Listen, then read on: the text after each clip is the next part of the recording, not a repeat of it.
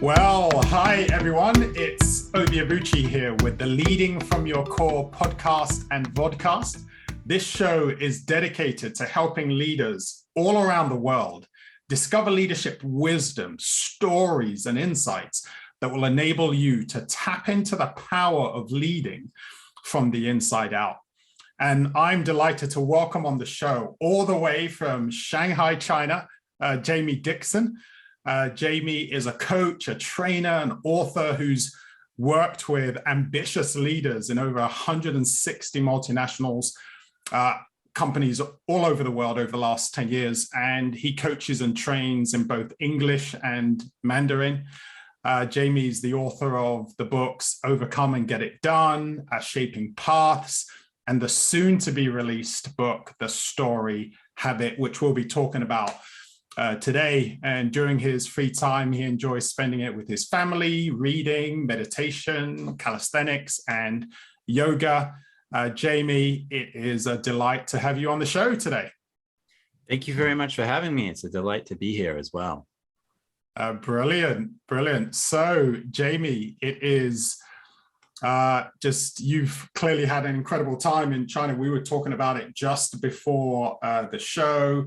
And personally, I'm a sucker for books, and so are you, but not only reading them, writing them as well. And I know a lot of the effort and passion that goes into writing books. I'm really curious. It'd be great to just dive in with to our conversation today. Just why storytelling and what got you into writing in the first place? So what's your own story about writing, and then why storytelling is a topic?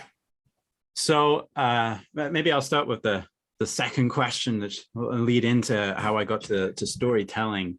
So I started writing my first book probably back in 2013. And the reason I started writing that book was because I do a lot of training, leadership development training here in China. And I've worked with a lot of international training companies who design their training in Europe or the US, and then I deliver it here in China. And I discovered that it just doesn't work because the Chinese people and Chinese culture, their way of thinking is very, very different. In the West, our way of thinking tends to be a lot more conceptual. We love playing intellectual gymnastics with concepts and having high-level debates. But in China, their way of thinking is a lot more contextual. They're a lot more practical in their thinking and think about real things and not so much about concepts. And so when we're talking about all these concepts and latest leadership models and how might you use that, it just doesn't work with them. They just want to know, I have a problem, how do I solve it? And their biggest request of training is that it is practical. So that set me off on a journey on, researching how can I make my training more practical. And 6 years later, resulted in my first book, Shaping Paths: How to Design and Deliver Practical Training. And that unlocked a lot of interests for me. On the one hand, it's about making sure every single one of my training solutions is practical so that when I get into the training room, especially with Chinese participants, I don't get bombarded with challenges. But another is it unlocked a real passion for behavior change. As I was writing that book, to really understand how to provide something that is practical, that people will take away and use, I had to go to a lot of different fields, such as product design, user experience design. I learned about BJ Fogg's behavior model, who I'm a massive fan of, and reflected on how to apply that. And my next book, from the outset, the 3 books I've written, it seems they're not very interconnected. The first one is about training design. My next book, called Overcome and Get It Done, was actually just a little challenge for myself. It took me 6 years to write my first book. I wondered, can I write a book in 24 hours? And Overcome and Get It Done was a book I wrote, edited, and published in just 24 hours. So wow, a lot thinner than my first book. But it's all about, just overcoming the barriers in your way and getting things done. And a lot of the behavior science that I'd learned for writing in my first book applies directly to that. And so to come back to your first question about why storytelling, a number of years ago, my clients over here started reaching out to me and asking me, can I do storytelling training? And at the time, storytelling was not something I was very familiar with. And I was in the process of writing this book about practical training. And I wanted to make sure it would be practical, and so focused on solving problems that they face at work. And I was asking them, why do you need to learn storytelling? And they'd say, we have this group of engineers who give really dry monthly reports, so please give them storytelling training. So I'd go off and research storytelling, and I'd find the hero's journey. And the hero's journey, for those who don't know about it, is a normal person meets a challenge, overcomes the challenge, becomes a hero, and that's the general gist of it. And so it's a template for telling stories. And I was thinking, surely applying this to your monthly reports is just ridiculous. It's a complete overkill. Like making their monthly reports more complicated. So that set me off on another journey of, because I love, I'm very curious and I love researching things. And I really wanted to know, what do we really mean by storytelling? And, cut a long story short, the answer I came up with was it's all about making meaning. And if you work in leadership, you need to make meaning. You need to make sure that the words you speak get across and have an impact on people. And another way of thinking about it is speaking the language of the mind. That is essentially what we mean by storytelling. And in the story habit, obviously I talk about how to tell stories, but what I think is far more applicable to leaders is shaping the stories people believe in. And when you are trying to persuade people, you are actually trying to change the stories that they believe in. And if you're going to be successful, you've got to give them a better story to believe in. Yeah, so that's how I got from there to here. Thank you.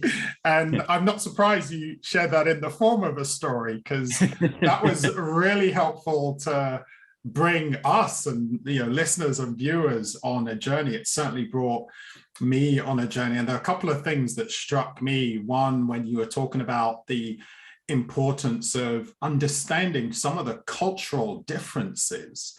In our world today, we're talking a lot about, especially at a leadership level, inclusive leadership. And one thing that's really important from an inclusive leadership level is recognition of different perspectives. So just because you and I may be speaking the same language, English, doesn't necessarily mean that our understanding, that the meaning of ideas or what we're talking about, we're really on the same level because of some of those deeper stories and perceptions that we have. So I thought that was really powerful. Yeah. But I love this idea of just making meaning and speaking the language of the mind. And so there are two, I'd love to explore that further, just practically, because you're also about those practical points. How can leaders solve real problems at work through storytelling? What does that actually look like for leaders? So to give a slightly roundabout answer, I'll start with how do you actually tell a story? Because the reason I think we use the word storytelling to describe making meaning in the language of the mind is because you can learn so much and pretty much everything you need to about how the mind works from how a story works. And there are three key parts that I talk about in the story habit of how a story works. And the first part is the story must present a character in a situation the audience can relate to. If I take a typical example, I have 2 young kids, so spend a lot of time watching Disney movies these days. If I go with The Lion King, my favorite Disney movie, it's about Simba, a baby lion. And on the outset, it seems like Simba has nothing to do with us because we're not baby lions. But actually, it's got so much to do with us because we all used to be children. And we all used to have these dreams of the future. And we all used to have parents who tell us what to do and boundaries and what would happen if we crossed those boundaries. So from the very start, we're relating to the story. And when we relate to the story, it triggers our empathy. And that causes us to imagine that we are that person in the story and really immerse ourselves in the story. So that relate part is a really fundamental part of stories, and it's where the story has to start. And then as we relate to the character, something happens. And a key principle of stories is that a story is always about a change. It's never about, I woke up, got on the subway, went to work, came home. It's never about life it's never about life as normal. It's always about a change. And so when we relate to the character, we learn the stories they have of their world. And for Simba, his story was he's going to grow up to be king because his dad is king. But then something in the world changes and the story they have is no longer relevant. And, spoiler alert, but Simba's dad dies. And I think it's been out for a while now, but hey guys, if this is really blowing your mind, hey, I'm not sure where you've been. Yeah, you should have watched The Lion King by now. It's a great movie. There's been several versions of it as well. So the world changes, their stories are no longer relevant, and this creates a challenge for them. And then so that's the second part of story, the challenge. Something changes and it creates a challenge for them.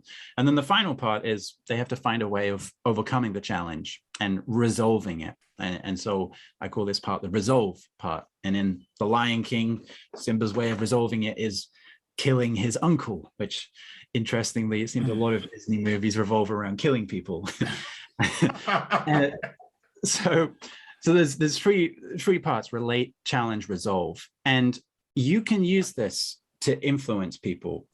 If you take these out from stories, you can use it to influence people, because when you want to change people's mind, the very first thing you have to do is relate to them. And if I give a practical example, a leadership team I was working with here in China, they worked for a European coffee machine company, and they wanted to sell their coffee machines on the local e-commerce platform called Tmall. So they went to the Swiss headquarters, and the Swiss headquarters were like, no, we have a website. If people want to buy things, they can go on our website. That's the story that they believe in.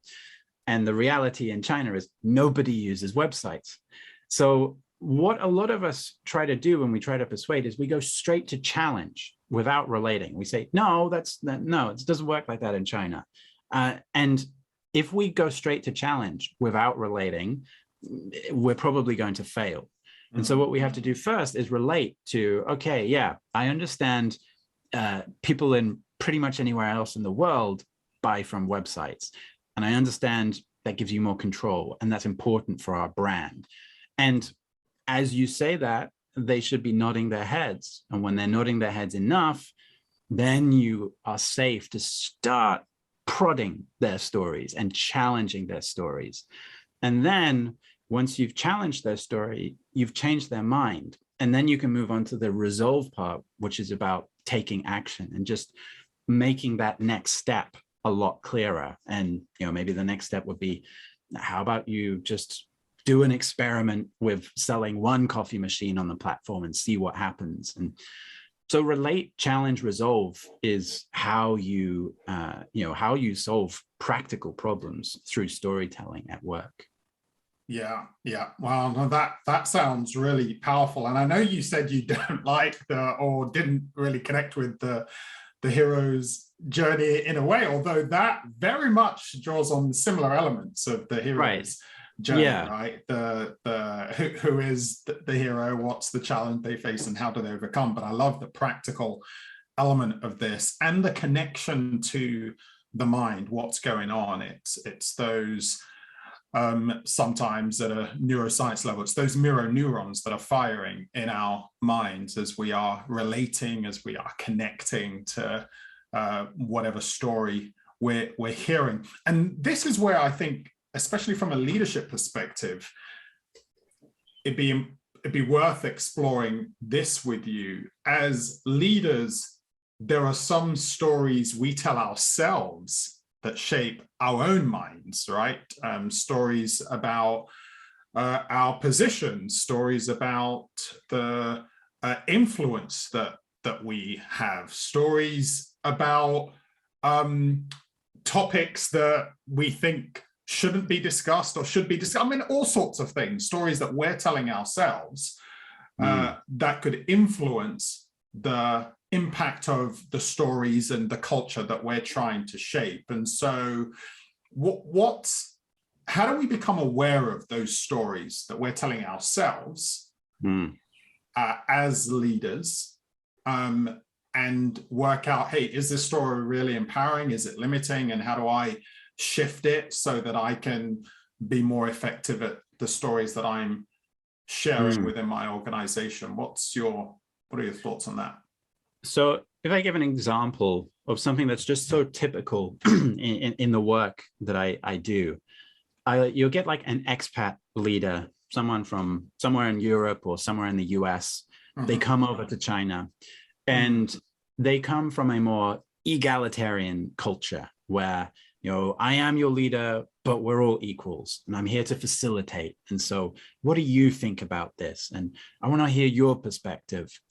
And they bring these stories to China, where in China, generally speaking, Chinese people believe that what the leader says is what everyone should do. And you should listen to the leader, and you should respect the leader, and you should follow rules and not challenge the leader, because that's disrespectful. So a very typical scenario for a lot of expat managers who come over here is, what do you guys think? Silence. Because it's a clash of stories. And it's exactly the same for Chinese who go overseas. Maybe they're on an expat assignment in Germany, for example, and they go to the meeting, and I am respectful, so I will listen and I won't challenge anyone, and I will agree and follow the rules. And they get into their first meeting with their German colleagues, and they find everyone's fighting with each other. And what?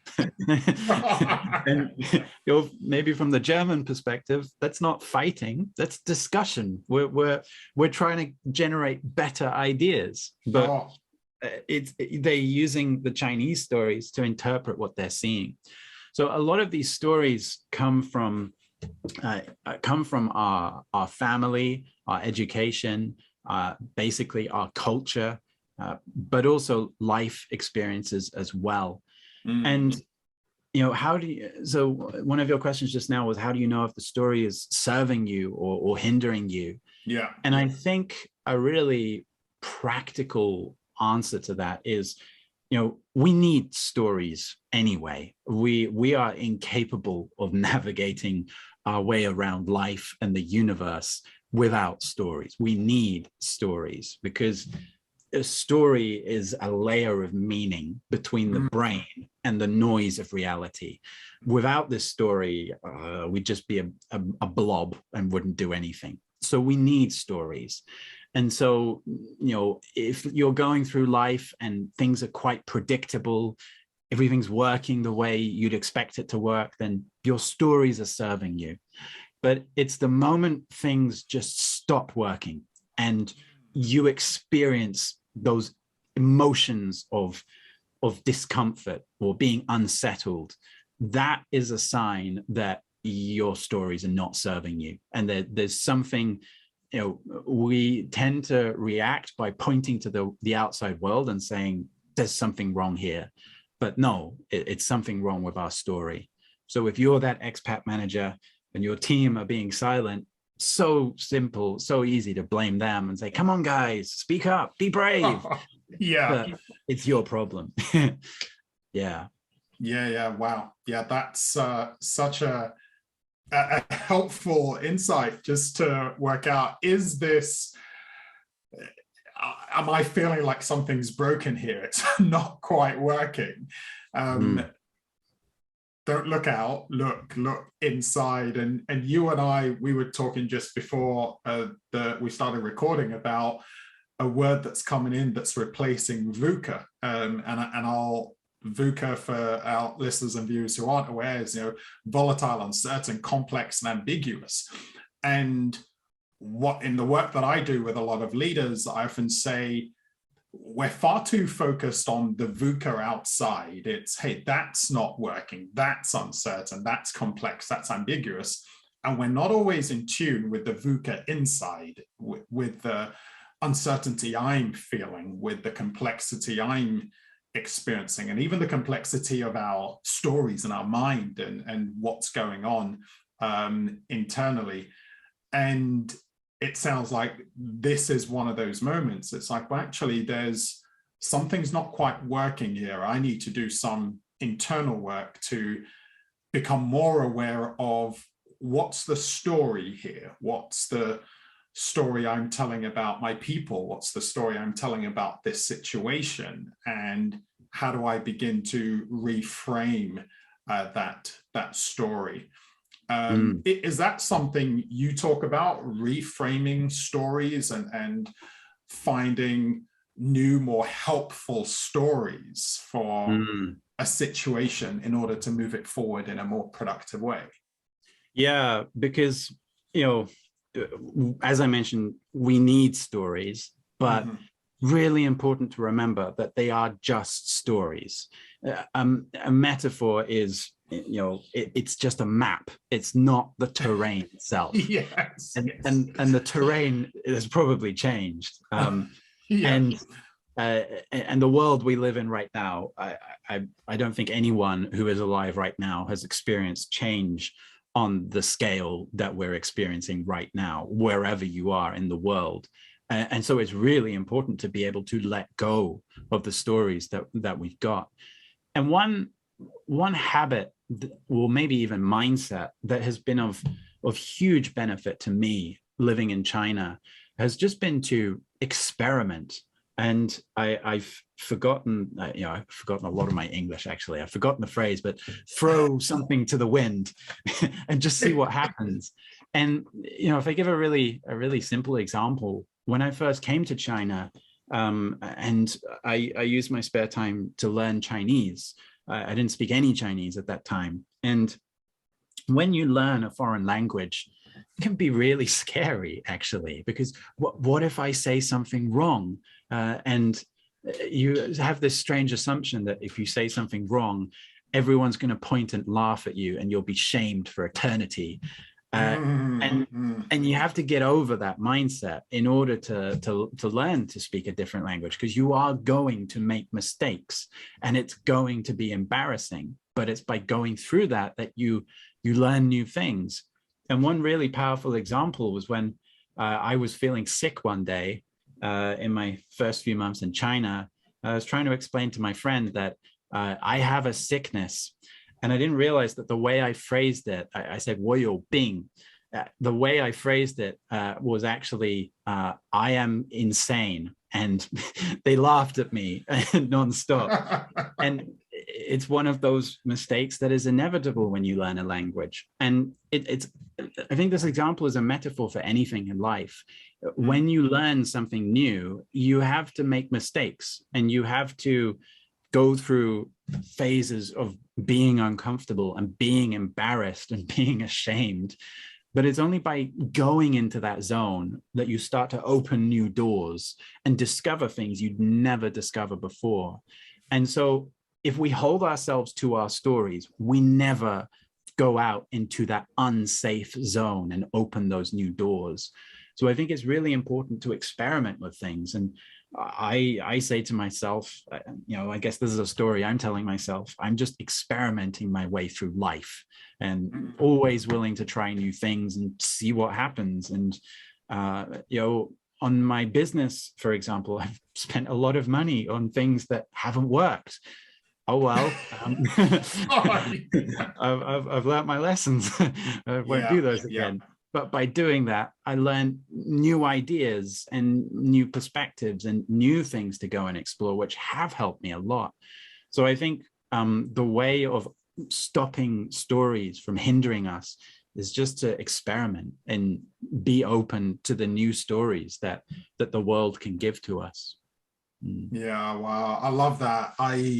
It strikes me just how much courage is needed to shape new stories and to engage with the new stories, because it is safe. It is safe to stay with what we know and to stay with what's comfortable, and also not just stay with what we know, stay with what's comfortable, but stay with what has worked for us. This has worked in the past, and so it's new territory to as I've been building my business. It's been incredible and insane just how uncomfortable so many of the doors have been, doing things that are new, wearing new hats, trying out new challenges, testing new opportunities, and yet after a while it does become comfortable. But I love that idea of just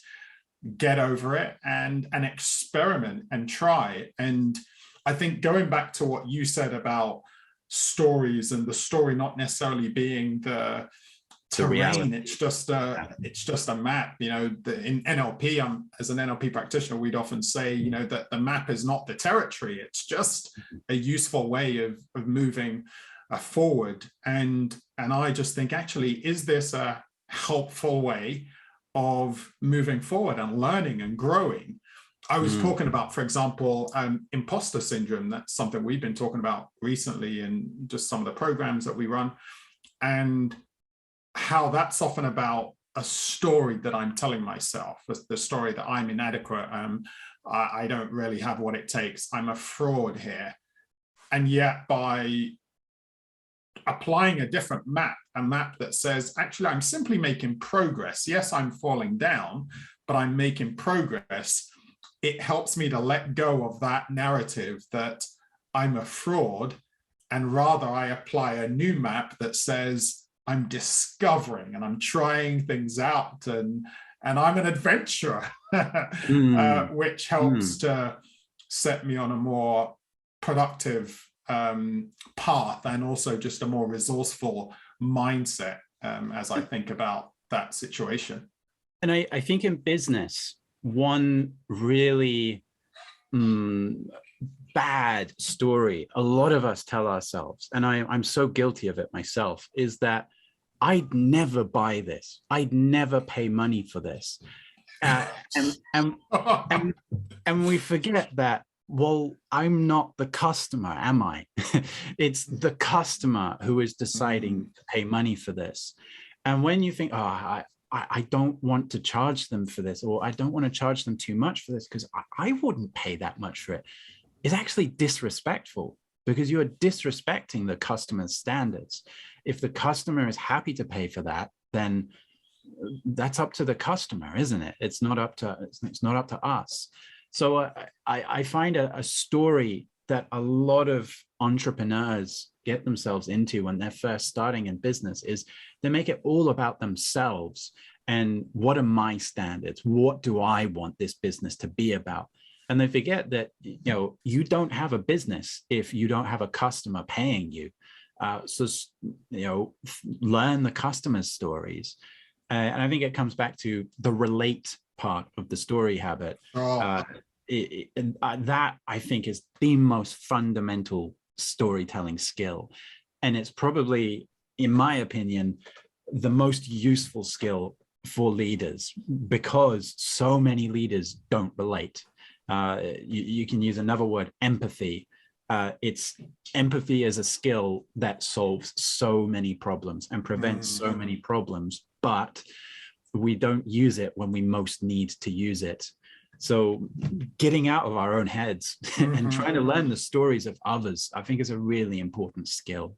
Yeah. I couldn't agree more. It's so essential, especially as leaders, you are, regardless of the culture you're in, as a leader, you cannot do things without people following you, without people being behind you. Some people say, if you want to know if you're a leader, look behind you and see if anyone's following, right? And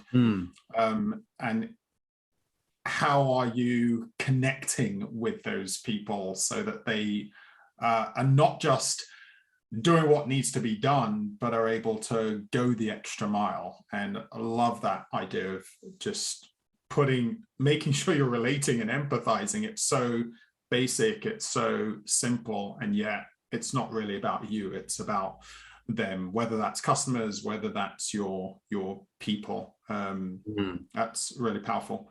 What are you hoping, just as everyone puts a book out there and hoping that it has an impact, what change are you hoping your book would bring about, and as leaders take on this skill? I hope that people can, I hope that people can learn from this book to be more reasonable with communication. I find in business, there's a lot of unreasonable practices in business. And for example, right now, what a lot of businesses are experiencing is the Great Resignation, because so many people have realized this is unreasonable. I don't want to give up my time and just for a bit of money to work in some place that doesn't really engage me in any way whatsoever. And I think when you think in terms of relate, challenge, resolve, you come back to this relate. Okay, I want to employ you, but what do you need? What would make this worthwhile for you? As opposed to just going straight to challenging and saying, okay, here's the job offer. We pay you more than any other company out there. Yeah, you have to work 80 hours a week, but you get really good prospects in the future. I think if you can start with that relate part, business, things, people just become so much more reasonable. And that's something I really hope, that's a change I really hope the story habit can inspire. And I think it's a change that so many people and leaders right now in particular are realizing is desperately needed in the world. I mean, if I give an example, in China right now, over the last several decades, they've gone through tremendous economic growth. And someone of my wife's age, same age as me, born in the 80s, she has only seen progress at a rate I don't think any other humans in history have experienced. And now, all of a sudden, you have this young generation who have just graduated from university in the last few years, and they're looking at property prices, and it's like £1 million for a tiny property. And wow. The jobs they're being offered will pay £600 a month. And they're like, why bother? There's just no hope for me. And, I think a lot of people in China are starting to realize that, wow, we need to shift our value system a bit, because there's now this revolution going on called the Tangping revolution, which stands for lying flat. Have an entire generation of youth who are just like, I give up. There's nothing in it for me, so I'm just going to lie flat. And I don't think that's going to be limited to China. I'm sure it's happening in so many other places in the world. And I know there's huge wealth inequality also in the UK, in the US in particular. And so relating to where people are at rather than pushing them into unreasonable places, that is something I hope can inspire more people to think in that way. Mm. And you bring an example of a nation that could be changed by leaders engaging with this. So I'm well, British born Nigerian, and lived in Nigeria for 10 years, and have paid.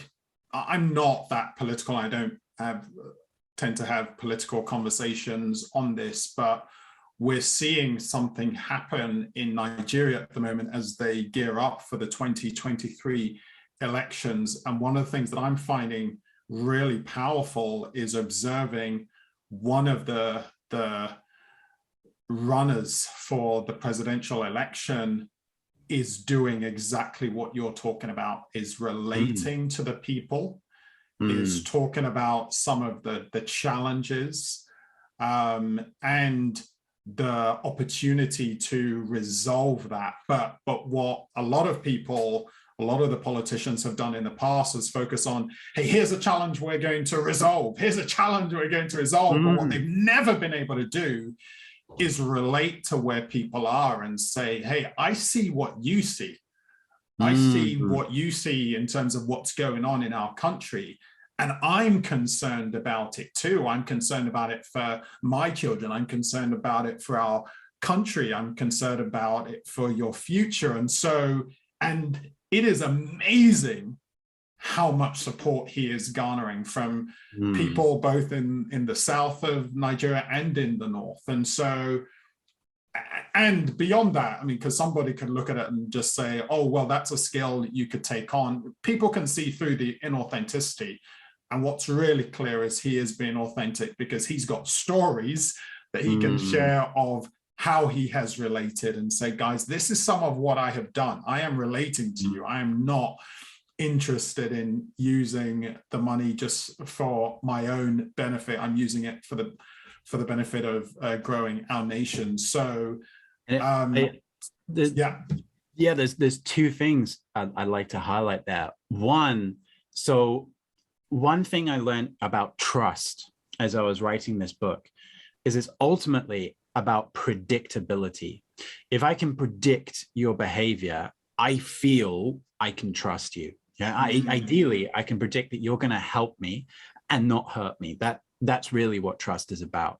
Sure. And so as leaders, when we want to build trust, we need to make our behavior as predictable as possible. One way is by consistency, consistently behaving according to the same set of values in different contexts. And another is just sharing our intentions and saying, why is this important to me? And that's where the stories, like you were describing, come in really handy. And apologize if there's a bit of background noise. There's construction works outside.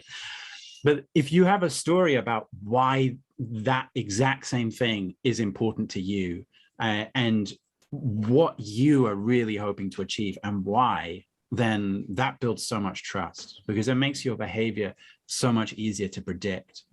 And there's one little caveat that I'd add about relating is that snake oil salesmen are amazing at relating, and they just relate. they like it's what psychics do, for example, or hypnotists. If you really believe that a psychic can read your mind, you're like, oh yeah, I believe in this stuff. You'll fall for every trick that they do because they relate to your beliefs. And so when someone does a great job of relating to you, I think it's really important to be a little bit, retain a bit of skepticism, because the greatest leaders, they do relate, but they also challenge you. And I get the feeling from what you're describing of that leader in Nigeria, they're also challenging the people. They're not just relating to the people, they're challenging the people, and they're letting the people know that, if we do this, life is going to be so much better for everyone. And by the way, here's how we do it. Yeah. And that's a really important thing to look out for in a good leader, I think. Yeah. Wow. Hey, Jamie, it's been so powerful. I go back to something you said at the beginning. You're really into giving some practical tools that make a difference. And it sounds like your upcoming book, The Story Habit, is going to be an amazing one for leaders. And particularly, not only will it give them a skill that they can apply, but it's going to give them a way of just growing themselves, growing their ability to take on new perspectives, understand how they can reframe some of the stories that are not helpful for them and that enable them to show up more effectively. So when the book is out, where can people get it from? Good question. A practical issue for authors. I finished writing the book. Now I'm on to the marketing plan, and Jesus, yeah, the marketing plan's a lot more work than I was expecting. but it's probably going to be late July, sometime in August, and I'm sure it will definitely be available on Amazon at least. Oh. Yeah, so just look Brilliant. for The Story Habit. Yeah. Brilliant. And yeah, definitely encourage our viewers and listeners to get it, dive into this. Sounds like some incredibly powerful tools. So Jamie, it's been great chatting with you, hearing your story, hearing you unpack the power of story. Thank you so much to all our viewers and listeners. I hope you enjoyed that. Hope you enjoyed hearing the stories and also just figuring out how you can tap into delivering more effective, more powerful, and more meaningful stories for the people that you inspire, that you influence, and that you lead. And remember that if you want to be a courageous and resilient leader, if you want to live life on purpose and with purpose, then it starts from the inside out. Have a great day and see you all on the next show. Bye-bye. Bye-bye.